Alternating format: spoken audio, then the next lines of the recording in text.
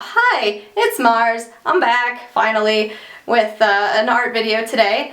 I got to do a commission for my best friend's mom. She has two friends who are about to get married, and they've been dating for a very long time and just finally decided to get married, and it's super cute, and she wanted me to do for them a portrait of them as fantasy creatures. So I'm gonna go ahead and show you what I did. Hope you like it.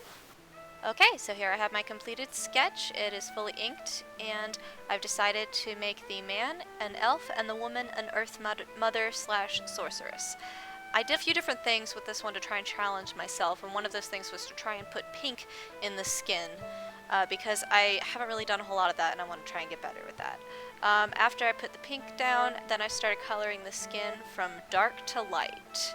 Starting first with the dark areas that are going to hold the most shadow, and I also did that over some of the pink areas to start blending it in, and then gradually as I go deeper into the skin, getting lighter and lighter to reflect the areas where the light is hitting the most. I'm working on facial structure right now, so I tried to make this as realistic to the pictures of the actual people as I could. Continuing on the coloring, I just continue to color everything starting with the darkest shades in the highest shadowed areas, continuing outward with lighter and lighter colors. I'm gradually building a collection of Copic markers, but I started out with Prismacolors, and I've been working with them for several years, so that I still have a lot of those.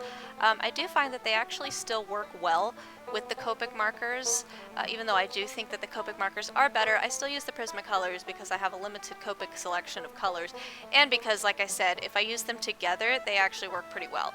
And I'm finding different effects with a lot of these markers are starting to go dry, but that does help out with different effects, like making different textures in fabrics and such. Like this medium brown tone was going out, but as it turns out, it makes the leather look a little bit more realistic. So that, and using that and blending it with a Copic marker, made a really cool effect that I rather liked. As I start coloring the hair, I am trying to keep the light direction in mind. The light in this picture is coming, of course, from the fire sprite that the female sorceress is holding. Another thing that I need to work on is colored light reflection. I know that the light that is hitting the people should be reflecting more orange and fire colors, but I'm not very good at that yet. I'm just starting to practice that a bit, and I didn't want to do that in this piece because since I'm not very confident in it, I thought I might ruin it very easily. And since this was a commission, I did challenge myself in a few different ways, but that particular thing I did not do. But I will be trying to practice that a little more in the future. I actually struggled with this picture quite a lot. I had to redraw it a few times because I just, since I was trying to make it so realistic, and I had a lot of trouble trying to decide what creatures I actually wanted to do. So I ended up redrawing this picture several times before I was happy with it. And even then I wasn't 100% happy with it, but eventually I had to accept that it was good enough and it was the best that I was going to get out of my skill level now. And, you know, the more that you draw, the more that you practice, the better you're going to get, and that's the only way to get better. So even if you're discouraged, just keep drawing, keep doing it over and over and over again. That's the only way to improve. But I was ultimately happy with it, so I did learn a lot throughout this picture, even though it's not 100% perfect.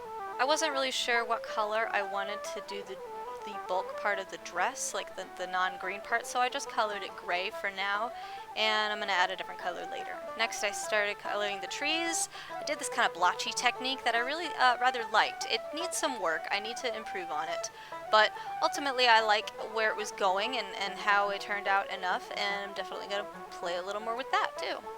Had to go in and add a little bit of the dark brown to kind of get it to pop back out a little bit. Next, just a quick little coloring on the candles, and then I colored the lips real quick. And once I was done with that, I decided to do goldenrod for the main part of the dress, so I just colored that right over the gray that I'd already done. And then I used the lightest skin tone to go ahead and blend the skin a little bit more because I thought it looked like it needed a little more work. And then I decided I needed a little more with the background, so I quickly sketched in a couple of trees, inked them, colored them with that same blotchy technique, and then added some quick halos to some light halos to the candles. Finally, I outlined just the characters in an extra thick line. And that is it. So Like, comment, and subscribe. Let me know what you think, and feel free to give me any constructive criticism. And congratulations to Sky and Pooch. Wish you two the best.